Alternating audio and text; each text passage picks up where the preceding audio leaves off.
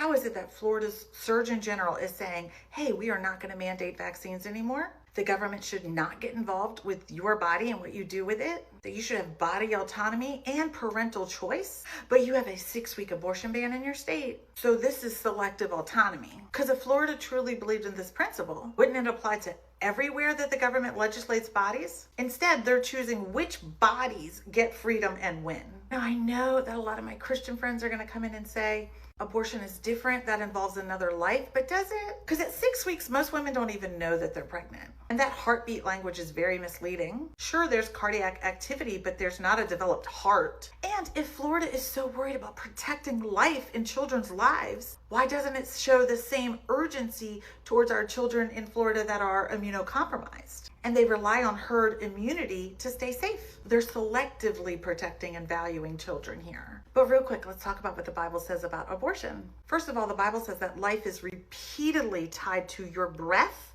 not conception. In Genesis 2:7, it says Adam is formed from dust, but he only became a living being when God breathed life into him. And then in Ezekiel 37, it says that God speaks to the dry bones and says, I will make breath enter you, and then you will come to life. So the Bible's clear, it's breath and not sperm. Also, did you know that in Numbers chapter 5, the priest is allowed to give an abortion? So if a man thinks that his wife is cheating on him, he can take her to the priest and he will make a potion for her. And if she's pregnant by another man, the potion will terminate her pregnancy. But if she's pregnant by her husband, the pregnancy will survive. That is a pregnancy ending procedure. That is an abortion. Also, the prophet Hosea literally begs God to cause the women of Israel to all have miscarriages, to be barren, because he didn't like Israel's disobedience. Then there's the fact that God literally kills David's baby, Bathsheba's child, let alone all the children that died in the flood, Sodom and Gomorrah, Jericho, the plagues of Egypt, the Midianites, the Amalekites, and so many more. So if you actually read the Bible, you would be pro-choice. And if you truly believe that life begins at conception, why are you celebrating a 6-week abortion ban? Wouldn't that still be murder in your eyes? Whether it was 6 weeks or 24 weeks? Listen, if you're not going to mandate vaccines because of body autonomy, then you have to allow women to have their reproductive rights back. Otherwise, it's selective autonomy and not a just government.